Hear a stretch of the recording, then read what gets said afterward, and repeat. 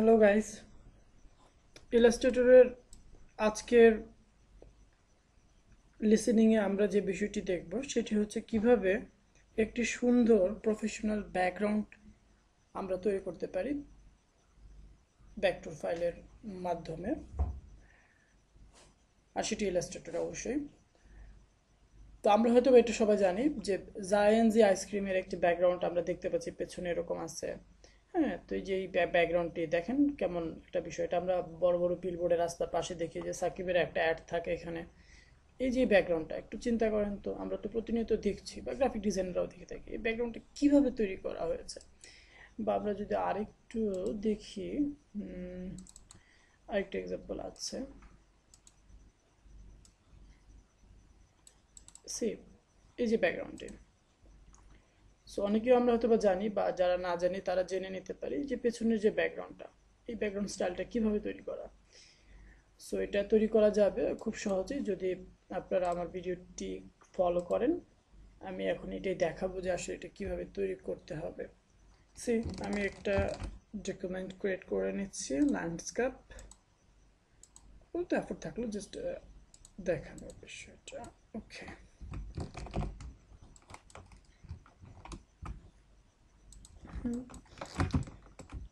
তো আমার যেটি প্রয়োজন হবে প্রথমেই, আমার একটু লক্ষ্য করবেন এখানে যেরকম এই যে এই বিষয়গুলো আছে, আমাকে এগুলো তৈরি করতে হবে।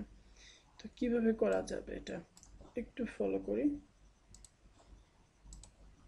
আমি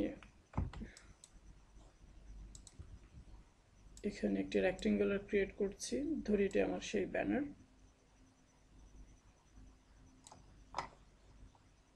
স্ট্রোক কালারটা অফ থাকবে। আমি একটা ফিল কালার দিচ্ছি।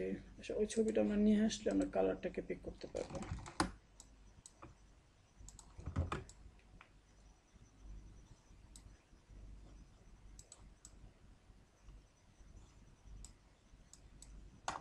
ওকে, Ctrl 2 দিয়ে লক রাখলাম। আচ্ছা, লক রাখার আগে পেন টুল সিলেক্ট করা হলো, সেন্টার থেকে আমি এই পর্যন্ত চলে গেলাম, স্ট্রোকে নিয়ে আসছি তাকে।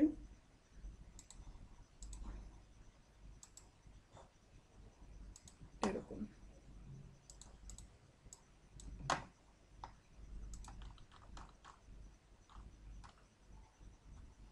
ইউনিফর্ম।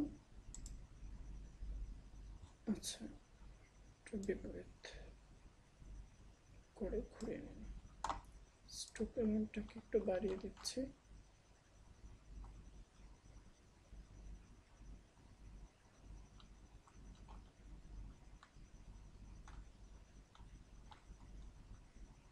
আচ্ছা, 35, ইটস ওকে।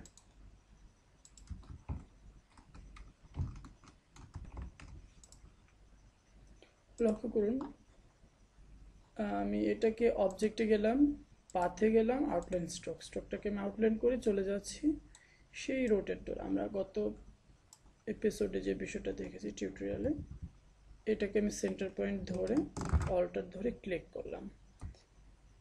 আমি 15 ডিগ্রি দিয়ে দেখি আসলে রোটেট। আপনারা জানেন রোটেটের বিষয়টা অনেক বেশি হয়ে যাবে, 10, তাও বেশি, 8। কপি দিলাম। I think perfect. Control D is a continue press. ব্যাংকটাকে আমি ওই পাশে নিয়ে যাই। আচ্ছা, একটু লক্ষ্য করবেন, এটা হচ্ছে আমার অরিজিনাল পেছনের ব্যাকগ্রাউন্ডটা। আমি যেটা করতেছি, control C control F keyboard থেকে, তার উপর আরেকটা আসছে, রাইট বাটনে ক্লিক করে অ্যারেঞ্জ ব্রিং টু ফন্ট একদম উপরে নিয়ে আসলাম। তার মানে একটু বলি আমি, সবার উপরে আছে এটা, সবার নিচে আছে এরকম কালারের আরেকটি রেক্টেঙ্গুলার, এবং তাদের মাঝখানে আছে এতক্ষণ আমি যে বিষয়গুলো তৈরি করেছি এরা।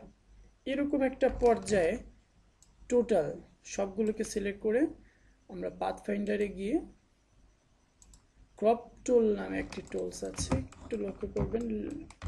আসলে এখন আমি ডিটেলস গেলে আমাকে আবার পাথফাইন্ডার ডিটেলস বোঝাইতে হবে আপনাদের, সো আমি ওইদিকে না গেলাম। আমি জাস্ট এই বিষয়টা সেম টু সেম করে দেওয়ার চেষ্টা করলাম, বাট এর পেছনে দেখেন এরকম সার্কেল আকারে এক ধরনের বাউন্স রিলেটেড কিছু একটা বিষয় আছে। এটা কিভাবে? আচ্ছা, এই বিষয়টা আমরা আমাদের পরবর্তী টিউটোরিয়ালে দেখব, এটার সাথে যেহেতু রিলেটেড। সো আজকে আমরা এইটুকু জানলাম যে এই কাজটুকু আমরা এভাবে করতে পারলাম। তো এভাবে এই কাজটি করতে পারবেন খুব সহজে। ইভেন এটা মোস্ট পপুলার, অনেক কাজই আপনি পাবেন, অনেক জায়গাতে আছে। আমরা যদি নেটে গিয়ে দেখেন জাইএনজি লিখে সার্চ করি, তারপরেও চলে আসবে, এটা পাওয়া যাবে। নেটে এটা দেখি একটু।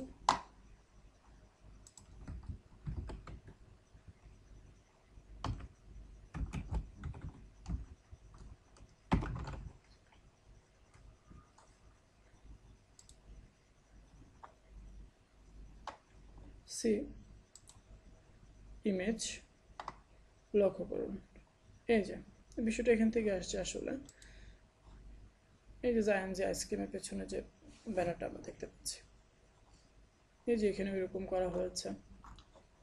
আবার আরও আছে সি সাকিবের আরেকটা অ্যাড, বাট এখানে লক্ষ্য করেন তো এখানে বিষয়টা কীভাবে হয়েছে, এখানে একটু গ্রেডিয়ান আছে।